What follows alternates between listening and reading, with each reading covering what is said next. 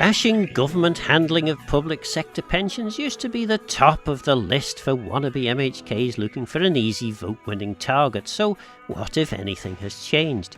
The deficit between the contributions and payments will be around £48 million this year. That's slightly less than the net spend for the Department of Infrastructure. So it remains a substantial sum. But the Public Sector Pensions Authority argue that the Tynwald approved plan is getting this under control. I'm joined in the studio by PSPA Chair Jerry Carter and CEO Catherine Brondon.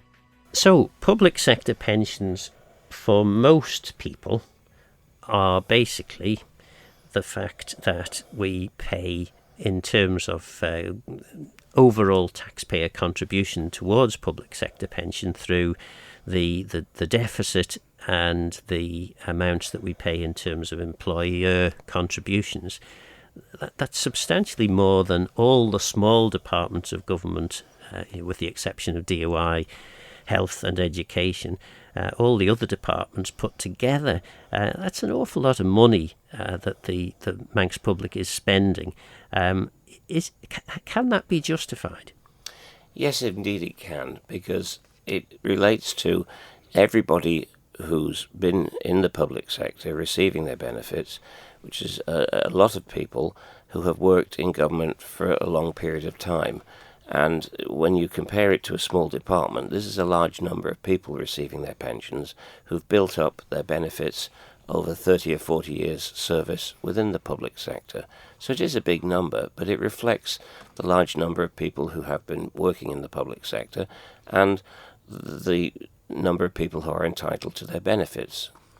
And work has, this is not just a thing that people talk about from time to time. Often it's talked about at election time, and then nothing really is done about it, and it just continues to become a bigger and bigger number. That isn't the case, is it? People are doing things now to try and address this. That's correct. I mean, we're pleased to be here today to talk about the PSPA's current consultation with public sector pension scheme members that actually proposes to improve the level of pension benefits and, for one scheme, reduce the contributions that members pay. And this is obviously a position that we haven't been in for many years, because since 2012 and even before then, the PSPA has been reforming public sector pension schemes, and by reforming, we simply mean asking scheme members to contribute a lot more and employers to contribute more, and in return for reduced benefits. So what we've been doing since 2012 is working towards pension schemes that are more affordable and more sustainable for the longer term, because there's a reason why we need pension schemes. I mean, everybody knows why that is, to support public sector workers into their retirement and ensure that they have a good level of income in retirement and don't have to rely on other state benefits to support them through then. So that's really what we've been trying to do, is to get that balance right. Obviously, we're very cognizant of the impact on the public purse and how it may feel essentially to those residents on the island who aren't in the public service. But as Jerry said earlier on, there are over 20,000 individuals on the island that are either currently benefiting from receiving a pension in return for their work in the public service, or those that, as part of their terms and conditions and expectation working in the public sector, have a pension as well. But the pensions that employees are building up now are a lot reduced compared to what they were when they were working in the 80s and the 90s and the 2000s. So we've done a lot since 2012 to reform the schemes. And the reason why we're here today, as I mentioned in the beginning, is to talk about cost sharing. And cost sharing was a mechanism that was introduced in 2020 that allows which asks our actuaries to look to see how costs of pensions have changed over a 6-year period. And if those costs in pensions have gone up or gone down, there's a saving or an increase to members' benefits. And what we've found since 2016, that was the period we measured from 2016 to 2022, that costs have actually reduced. So the cost sharing scheme, the PSPA has to consider those those results, which it has done over the last 12 months or so, in consultation with Treasury, staff representatives and unions, and also with Council of Ministers as well. And the board have decided that those cost savings will be used given back to members in the way that we're going to increase the way in which the pension accrues. But the key thing to bear in mind that the cost sharing scheme is prescriptive, and it will only permits those changes to be in place for 8 years until the next cost sharing review is done. And it's quite likely, I mean, you can't predict the future, nobody can. The way we do cost sharing, it's dependent on a number of financial and financial assumptions and other demographic assumptions. So it could be in another 8 years' time when we do the next cost sharing that there might not be a saving again. There might actually be an increase in cost. And of course, 2012 was perhaps the biggest and most radical reform that public sector pensions have had, wasn't it? That basically brought a number, not all, but a number of the public sector pension schemes together into the unified scheme, and a much fairer balance between, in terms of the amount that was being paid in both by employee and employer, that was a fairer balance was struck at that stage, wasn't it? Yes.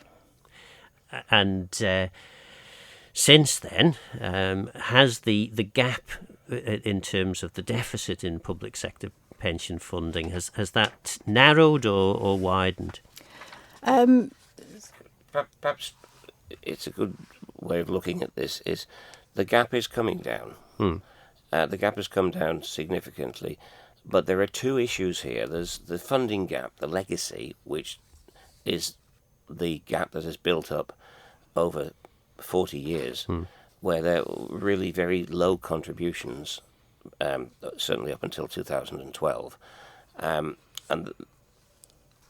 it happened. I don't think we should be playing the blame game, because the Isle of Man's public sector, we had to be competitive with the United Kingdom and the private sector. And the United Kingdom, in fact, our Superannuation Act 1984 basically was to rubber stamp what the public sector were doing in the United Kingdom. So we wanted a first-class infrastructure. We want good police officers, doctors, nurses, journalists even, all manner of people. And it was vitally important to the growth of the Isle of Man that we had a very good infrastructure and a good public sector. Now, unfortunately, as has been the experience in other jurisdictions, nobody was really looking ahead to see what the cost was. So as a result, we have this tremendous imbalance, which the funding gap, the legacy gap, call it what you will, that will come down for a variety of reasons. It'll come down through time when people pass on. It'll come down due to inflationary figures. Inflation will inflate a lot of the debt away. And in respect of the cost sharing, that relates to the current position, to the people who are paying in now, who will be getting their benefits, and it's assessing the cost. And the cost of the pensions that is anticipated to enable them to achieve their benefits, that's calculated. That's why we have the cost sharing. So the cost of doing that is divided, and if it increases, it increases. If it decreases, it decreases. There's a formula that was approved by Tynwald, I think in 2020, and one of the concerns that the board had was that people in employment budget, and budget very well on the whole. You have your mortgage to pay and you have your pension contributions. And if there are wild swings, if the dynamics are such that the pensions increase significantly or decrease significantly, that can have a profound effect on people who are members of the scheme who are budgeting for paying their pension. So one of the areas we looked at was, rather than decrease the contributions, which might just as easily increase the next time and leaving people as a hostage to fortune as to what might happen, we felt that a fairer way to achieve this would be to increase the accruals so that every month you're still paying in the same amount for your pension, the same way you like to know what you're paying in your mortgage and so forth. Now, with we'll come on to the teachers a bit later, because their figures were a lot sort of the reduction was a lot greater. And in terms of the unified scheme, what the schemes that still lie outside of that, teachers is that the most prominent, or I mean, what other ones are there? Teachers is the largest, and then there's the two police pension schemes, right, and the judicial schemes sit outside. Yeah. And of course, going back, I mean, if we finish the history lesson first. Sorry. No, it's okay. If we go back to 2012 and probably the 6 or 7 years in the run up to that, government faced a bit of a double whammy. First of all, interest rates became exceptionally low, unusually low, and unexpectedly low, I suppose, for a considerable period of time. And added to which, of course, government had to renegotiate the VAT revenue sharing arrangement, which meant that substantial sums of money were removed from government's income. And then, of course, public sector pensions came into stark sort of focus, because it was clearly unaffordable at that time. Whereas before, as I think you rightly pointed out, Jerry, maybe the eye was off the ball because actually it wasn't a problem in earlier days.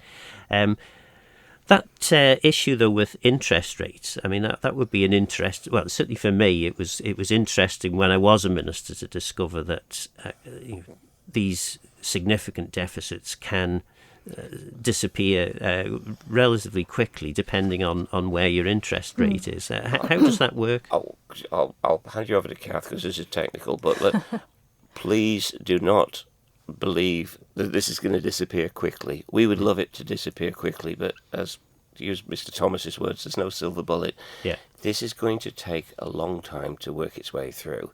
It's happening. An analogy would be, if it's an oil tanker, we haven't turned it around yet, but we've slowed it down and are able to start the turn. But we are working towards it, but it's not going to happen overnight, and we'd hate to mislead the listeners and the public by saying that we're right on top of this, it's going to disappear, but it isn't. But we are making progress, and perhaps if Kath can explain the effect of interest. I mean, I'm not an actuary, so I can't talk with any great detail about the way in which an actuary or an accountant may value the liabilities. But essentially, what you have when we talk about the billion, the 2 or 3 billion of liabilities is a figure that they put an actuarial figure on it. And essentially, it's a figure that's never going to be realised, because it looks at the very, very long-term cost of the current liability of the pension schemes. The thing to really focus on, and where we look at, is the cash flow. It's the money that comes in, the income that comes in from member and employer contributions, and the expenditure, what we pay out in pensions at the throughout the year. And that's how Treasury essentially manage on a year-to-year basis. Now, these schemes are all unfunded pay-as-you-go schemes. And they have been like that for many, many years, from when the first public sector scheme in the Isle of Man started, which I understand to be in the late 40s, early 50s. So these pay-as-you-go schemes, members pay in, and as they eventually retired, the contributions that were coming in from the members that were paying in would pay their pensions. But as the island grew and the public service grew to support the island, the more members were coming in, and more members were paying a contribution. But then these members started to retire. Those that were working in the 80s and the 90s started to retire. So the balance of income and the balance of expenditure really moved over. So there was a less coming in than there was going out. But that was the policy of the day. The government of the day accepted that because the money was coming in. I understand that some of that money there was no pension fund. So they built up what they called a pension reserve fund. But a lot of the money essentially that was coming in would have been used for other government capital projects, because that's how the government budget itself on a year-on basis. So where we found ourselves in the 2000s was the realisation of this debt And is it a debt to the public sector pensioners that have paid in?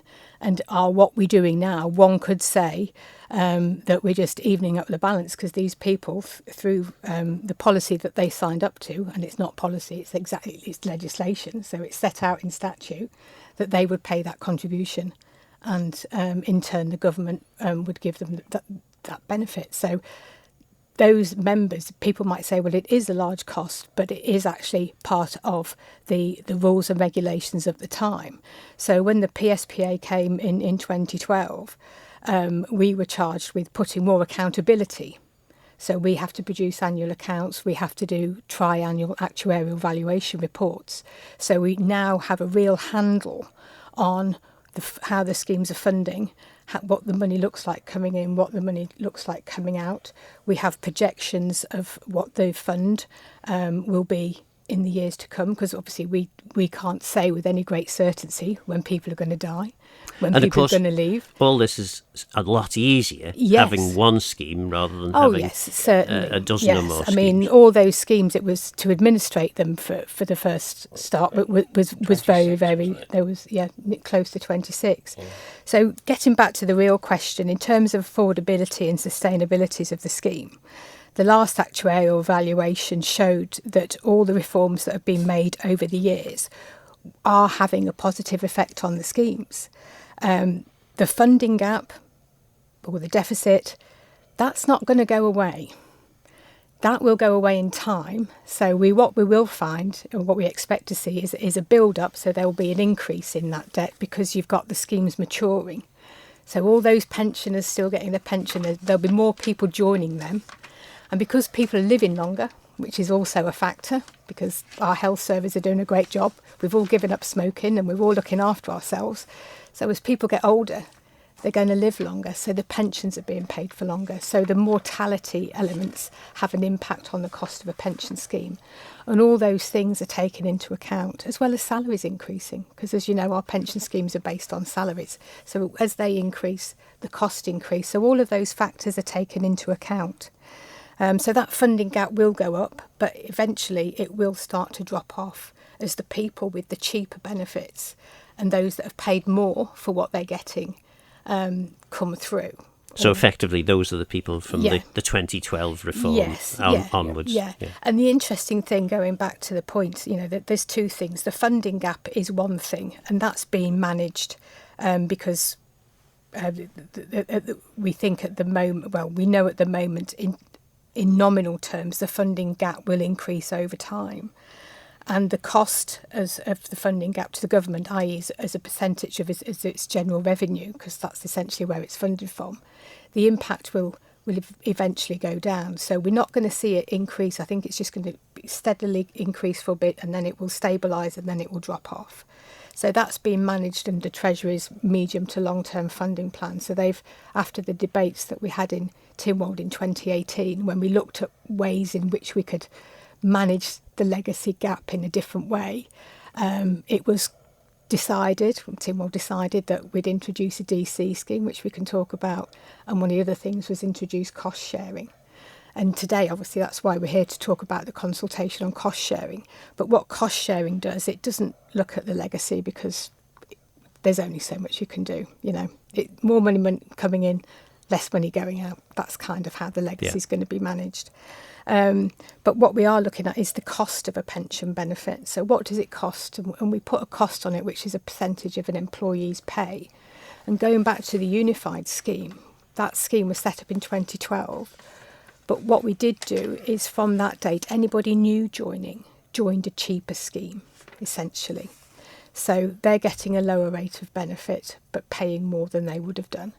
But now we've got over 70% of employees sit within that cheaper section.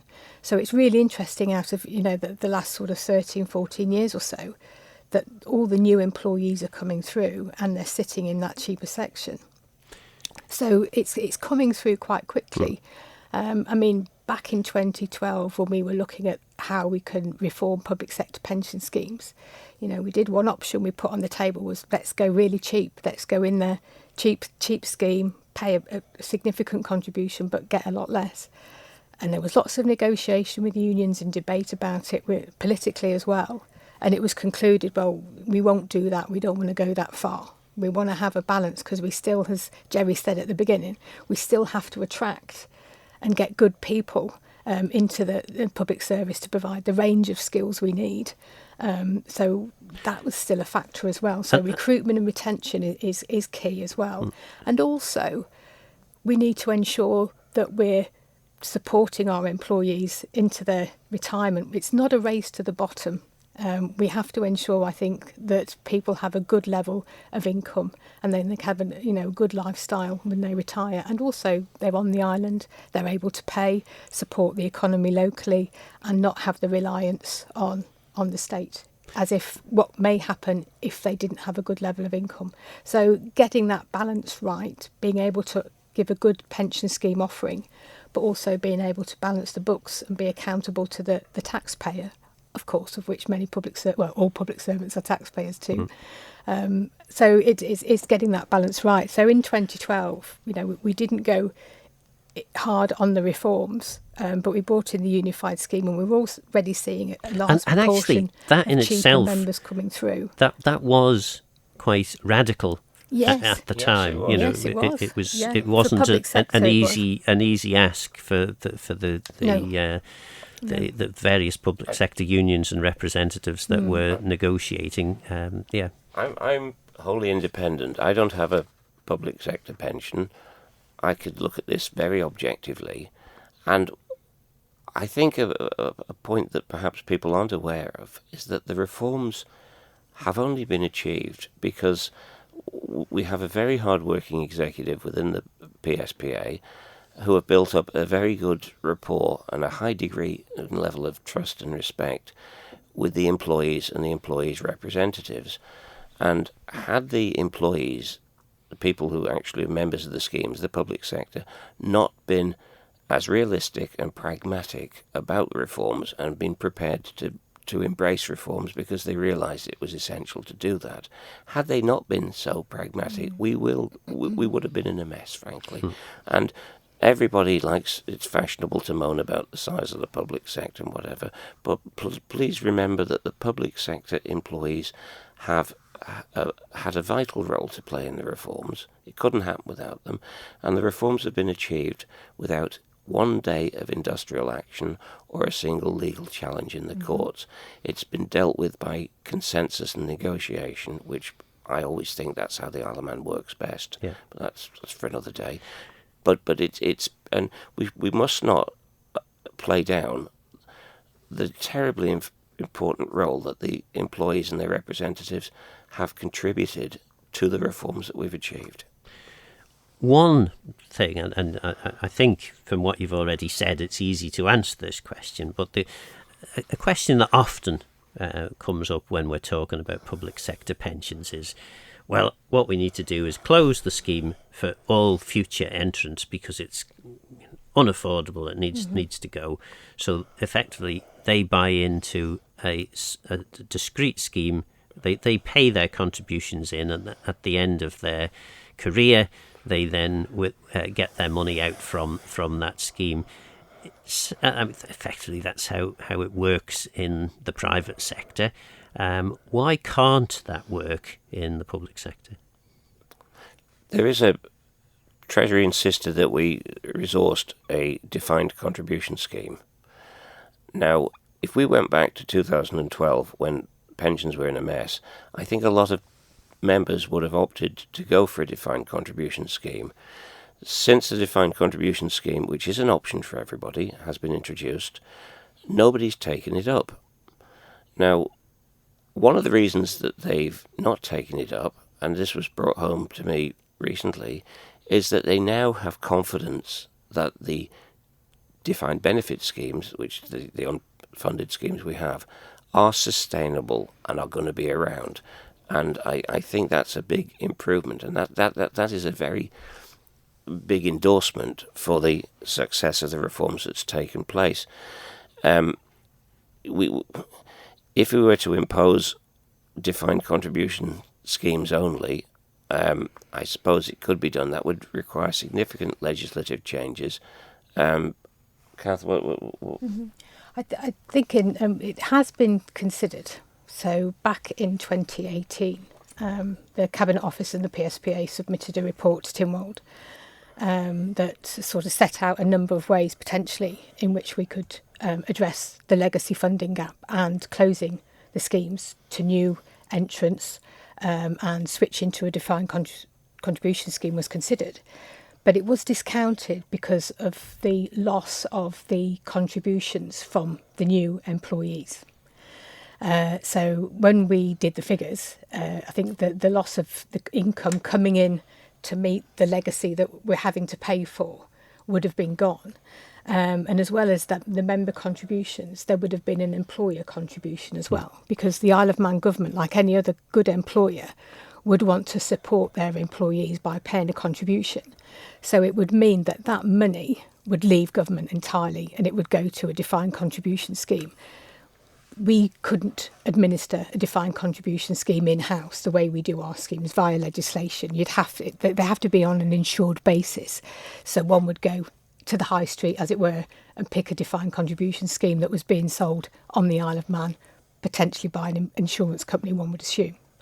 So that was the thought. So that money would leave the Isle of Man government. Yes, they wouldn't have the risk of that pension in the future, because that would be down to the individual. They'll pay their contribution in and they'll get whatever return that policy gave them. But of course, they would still have the risk of everyone who had formerly been in the old scheme. So that risk wouldn't go away. And if we thought the problem was difficult before, if all new entrants left, it would be a massive so issue. When we looked at the figures, I think you'd still be looking at a significant cost for the next 50 plus years, because you've got all the people that are pensioner now, and you've got everybody else that's in the scheme, the 8,500 people plus that currently have a memberships in the scheme. So they'll all be sat there going, well, I've still got a pension, I'm still paying in. So the balance, the thought at that time was, it wasn't doable. I suppose it could have been done if Treasury had wanted to sort of get loans. So we looked at, loans, but that was really all discounted as being something that we weren't, that Tynwald weren't inclined to support. So it was all considered, and there's an interesting report which is on our website, which was the Cabinet Office and the report. So that was debated around about 2018, and at that time we also looked at a number of measures, and they were all really discounted because, as Mr. Thomas said, there was no silver bullet. And Mr. Thomas at the time beg your pardon, he was the deputy chair of the PSPA. So yes, that was, so at that time we had lots of workshops with Tynwald members. We went through everything that our actuaries, there was a range of 2 actuaries actually that were involved. We had an independent actuary came in to say, well, you could do this, and so we had a really, really good session. So we really got to the bottom of all the options open to us. And they were sort of considered in great detail, and what we came out with was, we set up, as Jerry said, a defined contribution scheme for new employees only, and they get the option to join the public sector schemes or the defined benefit schemes that we have, or the defined contribution scheme. And some people consider it because for some people it might be a good option for them, but at the moment nobody's joined it in the last few years that it's been open. And politically, this is a great stick that anyone standing for the House of Keys can beat current MHKs about, isn't it, Jerry? I mean, they'll say, yes, but you should, this is a disgrace, and look at all this money that we're spending. But is that, well, I mean, you can understand why someone who's hoping to become an MHK might look for sticks to beat people with. Is that kind of an unfair framing of the argument? Because effectively, going back to what you both said at the start, this is about giving your employees reasonable terms and conditions. I'm going to stay out of any political debate. Yes, I don't think that's for us, we're charged with administering the schemes and looking at reforms, and we're doing the best we can. And we genuinely believe that the reforms are starting to bite now, and the position is improving. It's the job of candidates, I suppose, and it's the job of people who aren't in government, or perhaps we don't have an official opposition or leader of the opposition, we don't have party politics. And I suppose they're charged with holding the government to account for all their policies, not just pensions. And everybody you meet, there are certain jobs they could do. They could manage the England football team better than whoever the manager is. In the Isle of Man, everyone thinks they can manage the steam packet. Everyone thinks they could run a pub. They can all run the Department of Infrastructure. You well know they can all run know. the Department of Infrastructure. And I think people genuinely believe that they could sort all these problems out with the Treasury have. This is Treasury who've been through COVID, been through, as you said, the VAT crisis around about 2009. There was the banking crisis, of course, in those days. We've had a massive contraction of the e-gaming sector. All these things Treasury have to deal with. And you'll know more than most, it's much easier to be on the outside sniping than to actually get in and find solutions to things. And of course, and of course the other pension that's paid out by government is the state pension. I know, it's wonderful. I've just got mine. I'm sure. But that's effectively a similar sort of thing. That there's a national insurance fund. Yeah. I mean, we're lucky that we never did what the Thatcher government did and completely did away with their national insurance fund. But the National Insurance Fund funds part of the pensions, but it's also funded through national insurance contributions from people paying in at the moment. So it's a similar scheme, basically, to the public sector pension scheme. In that it's unfunded, yes, it is. And I think, personally, as I'm in receipt of an old age pension and I have a bus pass and free prescriptions, I think it's brilliant. Bring it on. But, and of course, an MHK or a wannabe MHK standing at an election certainly wouldn't be going after that pension scheme. No, they wouldn't. That wouldn't be a great vote winner, would it? No, I don't think so. But I think the important thing that we can evidence, I mean, we deal in facts, not myths. And since, the PSPA has been here since 2012, we've had 4 actuarial valuations that are all published on our website. We've had the reports that I referred to. We've had back in 2014 and then in 2017-18, Tynwald looked at public sector pension schemes, and we can list the reforms that we've made since that time. Essentially, people paying more and getting less. We're here, obviously today we're consulting on cost sharing, which is, looks at the cost of members' pension schemes into the future. So I think we've got everything in place, all the mechanisms that we can think of to monitor, to ensure the schemes remain affordable and sustainable. We're always looking at ways, in the past in how we can manage these costs. And the PSPA has a statutory duty to ensure that it always looks at its counterparts in other jurisdictions. Well, what are they doing? What's new for them? Why are they doing that? Can we do that? So there's all sorts of things that we can do and that we will be doing and we have to do in terms to ensure these schemes keep pace with the modern way of working, the fact that essentially people are going to have to work longer and probably have an expectation. I think many 20, 30-year-olds today are thinking, well, what's a pension? I'll never have one. There's all those sorts of things.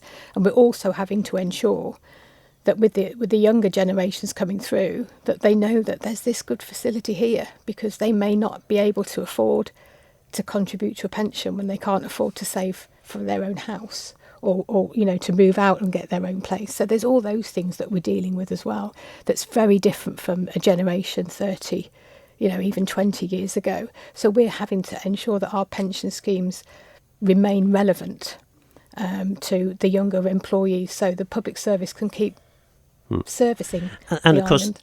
It's actually a good problem to have, that people are living longer and healthier lives. Yes. That isn't a bad thing per se. No, but I think with any new MHK, we certainly, with any new administration, as soon as they're appointed, we book in their diaries and say, come and talk to us about public sector pensions, and we'll tell you what we're about and what we're up to and what we're looking at.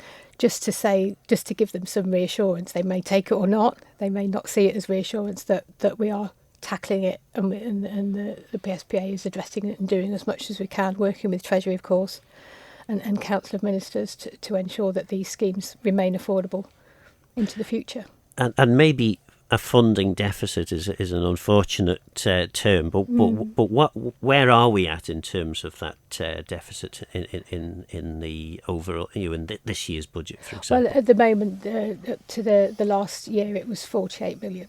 Yeah, a year. Yeah, and that's the shortfall between income and expenditure. And then on top of that, also the government pay a 15% of pay in terms of employer contributions. So I think that's around 60 million on top of that. So it is a hefty amount of money. But the key thing to remember is that deficit was built up over many years when the scheme was unfunded. It is still unfunded. It's still a pay as you go. It's probably unfair to mention the employer contribution, bearing in mind that in most big organisations, whether they're public or private sector, the employer and the employee would. Yes, that's a very important distinction, I think, because if you're looking at a defined contribution scheme, then as Kath says, it's going possibly with Aviva or someone like that, but the government's paying in every month their contributions, and that's coming out of revenue. So there's no shortcuts, I'm afraid. Yeah, but of course, the bit that is the one that most people will focus on, it's that 48 million. Which in terms of state pension would come out of things like the National Insurance Fund, the interest and the income that's generated from that. But there is no public sector pension fund left. And that was government policy at the time, not to have a fund. Yeah. And then it was introduced, but that reserve was quickly used up, wasn't it? So in terms then, specifically about the consultation, when does it close is the first thing? Well, it closes on the 19th of September. So it's a consultation, it's an internal consultation because it's just with current active scheme members, their unions and representatives. So we've written out to all the members so that they'll know where they can look to find information about the changes that the PSPA are proposing. And that's essentially to share the saving via increased accrual rates, and for teachers there's increased accrual rates, 1% reduction in contributions, and then an adjustment to the factor or the exchange rate, because they're allowed to commute some of their pension in terms of a lump sum. So we've used some of the saving to reduce that as well. So these determinations is that the PSPA board made this determination after consultation with the unions, because that's what the cost sharing scheme required them to do. So the proposals that we've put forward, the PSPA have determined those. They've been agreed in principle with the unions as a fair way. So we'll be adjusting accrual rates. So once the consultation is finished, the board will then consider all the feedback that we've had, and we're starting to get feedback in now. And then once we've considered that feedback, if the board determine that we'll go ahead, then we will submit that amending legislation up to Tynwald. And it's for Tynwald, if they approve those changes, then we would anticipate that we'll make administratively the changes from April 26. But we'll have to backdate them as the regulations require to backdate some changes to April 24. So if approved, because it's obviously the key thing to make clear to any public sector pension scheme members is that everything that the PSPA does has to be approved by Tynwald. And of course they may not be. And they may not. It may be that a different outcome is agreed. Yes. We'll hopefully they'll approve it. We'll have to wait and see what happens. Yeah. Of course, if there's any change to any scheme, we are obliged by statute to have a consultation period, and we have adopted purposive interpretation, and we believe that consultation is proper consultation, and make sure, for example, it may be that some of the manual worker schemes, they're not going to go to a wine bar on a Friday evening and play on their laptop and read things there, and so you've got to communicate to people in a medium that they're going to understand and take on board. And we've gone to great lengths to do that. We don't just like the sort of one-size-fits-all approach, because you have to make sure that you are resonating with the members so that they're being given every opportunity to consider and pensions.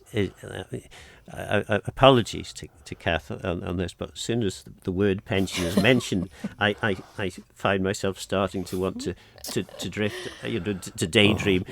But to most people, most government workers, it's not really a big deal at the time, because most, I guess, are maybe under 40, under 50. Maybe by the time you get to 50, it starts to become more important.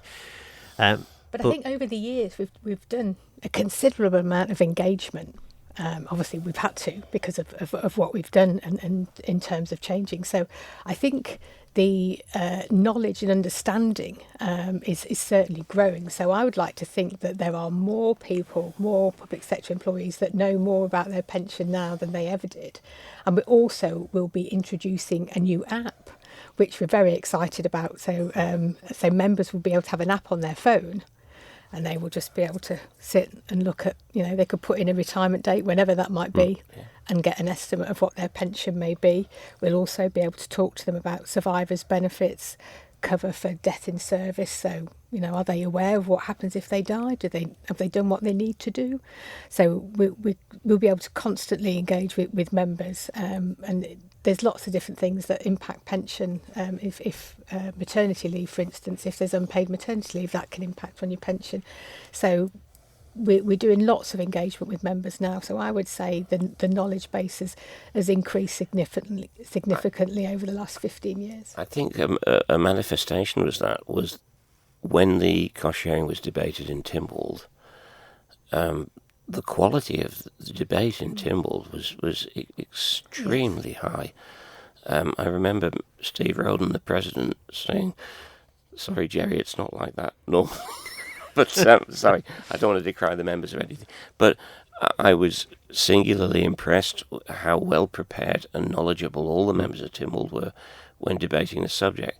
Now, we had a lot of workshops and roadshows and that, but it's clear that when Tynwald considered this, they really did their homework. And I think people are more aware now as to what's involved with public sector pensions, and the sort of everyday terms like sort of defined benefits, defined contributions, or whatever, unfunded schemes, legacy gap.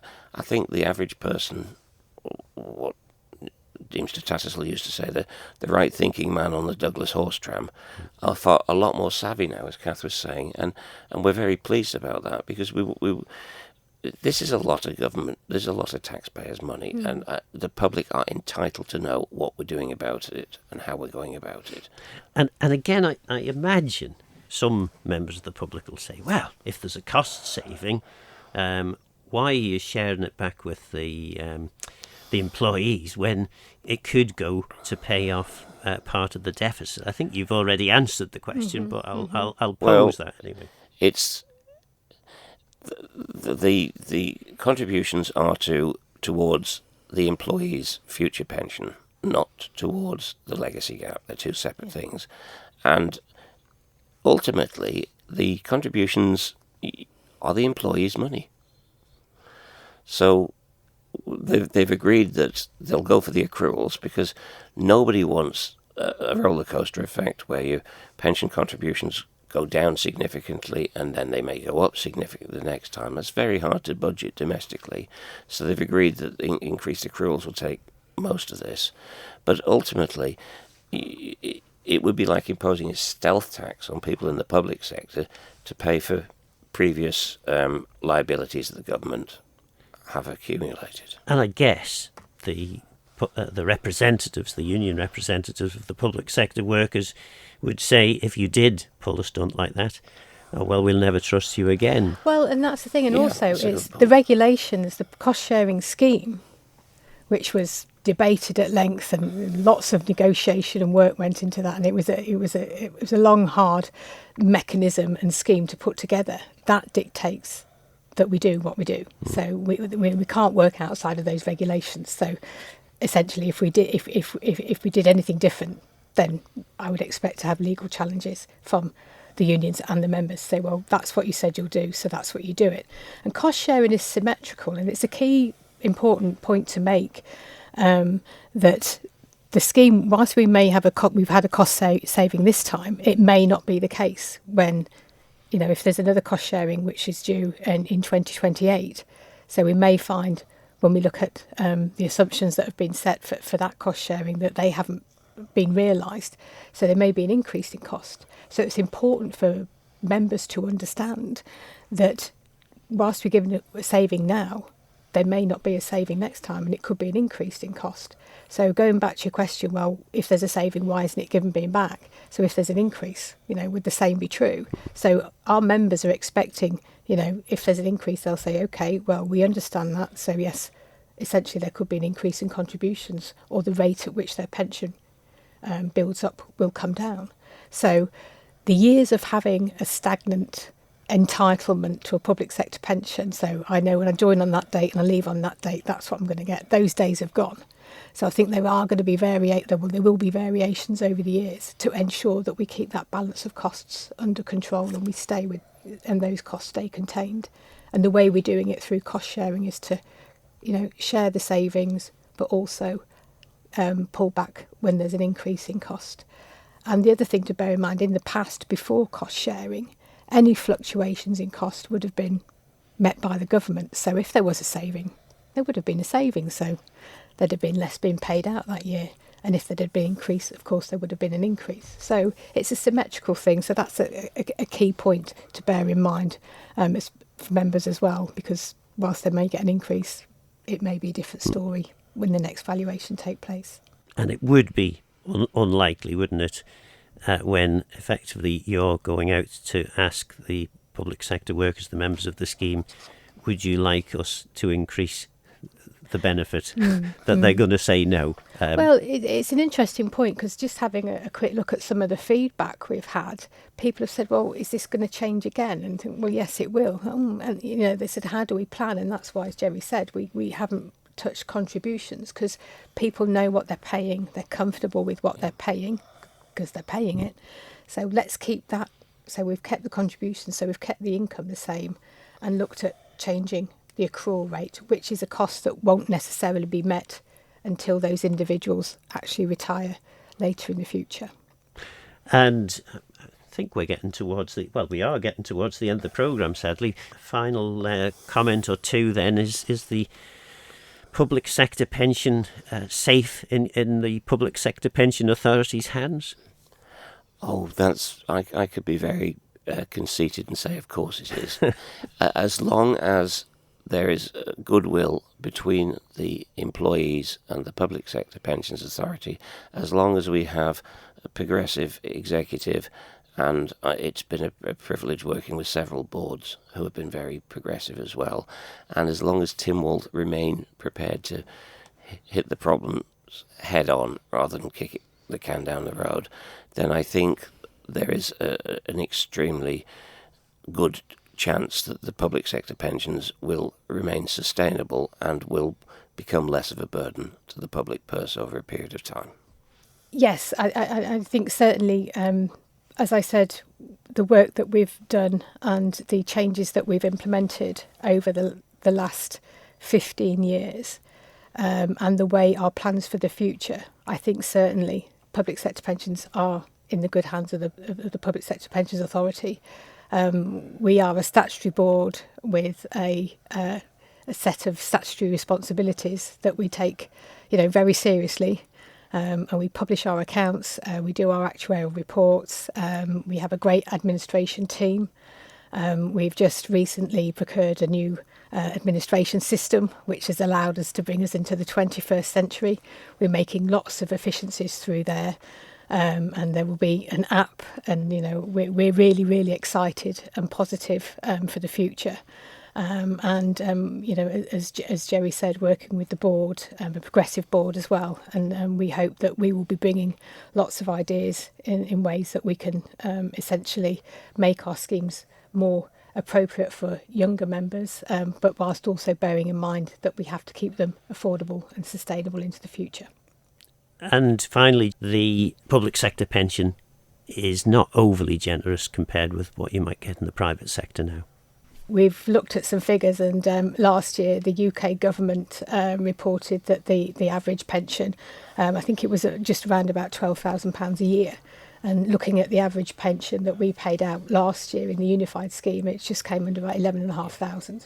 So these myths of gold-plated pensions are very much not the case. That was the Public Sector Pensions Authority Chair Jerry Carter and CEO Catherine Brondon. I'm Phil Gaughan. Go to Myers and Gaystock. Thanks for listening.